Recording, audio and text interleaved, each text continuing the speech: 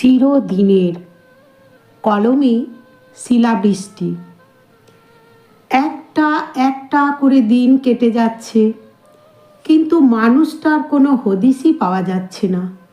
দুই ছেলে দুই বৌমা প্রথম প্রথম তৎপর হয়ে খোঁজার চেষ্টা করলেও আবার নিজের নিজের কাজে ব্যস্ত হয়ে গেছে। প্রতিভা দেবী আর কত বলবেন, ছেলেরাও বিরক্ত হয়ে যাচ্ছে হয়তো। পেপারে দেওয়া হয়েছে, এখন সময়ের অপেক্ষা করা ছাড়া আর উপায় কি?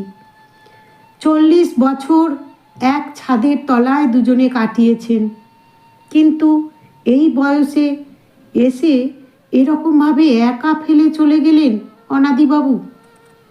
আসলে কিছুদিন ধরেই একটু অন্যমনস্ক ছিলেন। প্রতিভা দেবী অনেকবার প্রশ্ন করেছেন, একটাই উত্তর দিয়েছেন, মাঝে মাঝে আমাকে আর কেউ গ্রাহ্য করে না, তুমিও ছেলেদের দলে ভিড়ে গেছো। আসলে পুরনো ধ্যান ধারণা ছেলেরা বউরা মানতে চায় না। প্রতিভা দেবীও অশান্তি এড়াতে ছেলেদের কথায় সাপোর্ট করতেন বেশি। গুম হয়ে যেতেন অনাদিবাবু। হঠাৎ একদিন ভোরবেলায় সেই যে হাঁটতে গেলেন, আর বাড়ি ফিরলেন না। কত খোঁজাখুঁজি করেও কোনো ফল হয়নি।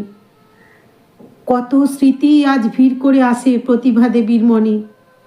রাতে ঘুম আসে না। তাহলে কি? না না, আর কিছু ভাবতে চান না তিনি। সকালে অফিস বেরোনোর সময় ছেলেদের কাছে বলতে যান প্রতিভা, কিরে তোরা আর কিছুই করবি না? তোদের বাবা চিরদিনের জন্য হারিয়ে গেল। দেখো মা, আমরা কি চাকরি বাকরি ছেড়ে দিয়ে শুধু এই করব? বড় ছেলের উত্তর। ছোট ছেলে বলে, দেখো মা, কেউ ইচ্ছে করে হারিয়ে গেলে আমরা কি করতে পারি? চোখের জল আঁচল দিয়ে মুছে নিয়ে রান্নাঘরে ঢুকে যান প্রতিভা। সংসারে কত জিনিস ফুরিয়ে গেছে, একে তাকে দিয়ে কত আনাবেন? চলে যাওয়ার পরে প্রতি মুহূর্তে মানুষটার অভাব তিনি বুঝতে পারছেন। সেদিন অনেক রাত তখন, আজকাল ঘুম আসতে চায় না। একতলার বড় ঘরটাই তাঁদের, ছেলেরা উপরে থাকে। হঠাৎ জানালায় কার যেন ছায়া। কে কে ওখানে? ফিসফিসিয়ে বলে, চুপ, দরজা খোলো। এসেছে এসেছে, সে এসেছে। ছুটে যান প্রতিভা দেবী। দরজা খুলে ঘরে নিয়ে আসেন স্বামীকে। কোথায় ছিলে? কোথায় ছিলে এতদিন? আবার চলে যাব এখুনি। না, আর যাবে না তুমি। বড় খোকা।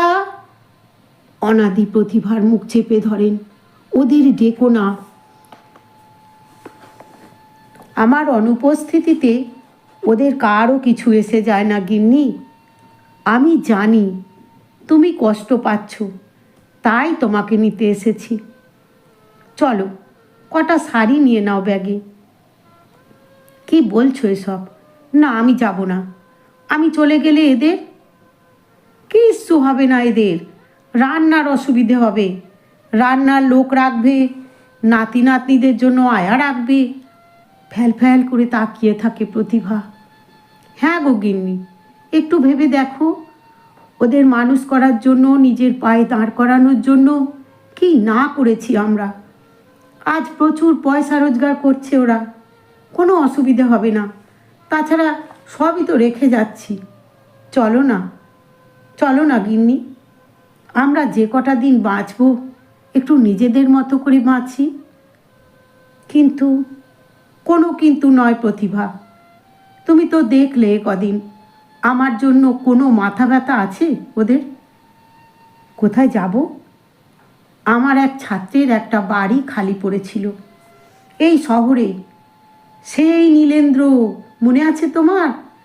আমাকে এখনো এত শ্রদ্ধা করে, এত ভালোবাসে যে বলার নয়। সে আমেরিকায় থাকে পরিবার নিয়ে। আমার সিদ্ধান্ত তাকে বলেছিলাম একদিন। সে বলেছে যতদিন খুশি আমি যেন তার বাড়িটায় বাস করি, তাহলে সে নিশ্চিন্ত হবে। কেয়ারটেকার থাকে সারাদিন। চলো গিন্নি, আমরা যেমন খুশি তেমনভাবে বাঁচি। ভোরের আলো ফোটার আগেই অনাদি আর প্রতিভা বেরিয়ে আসে। সদর দরজা খুলে দুজনেই একবার পেছন ফিরে তাকায় নিজের বাড়িটার দিকে। পূর্ব আকাশেই রক্তিম আভা দেখা যায়।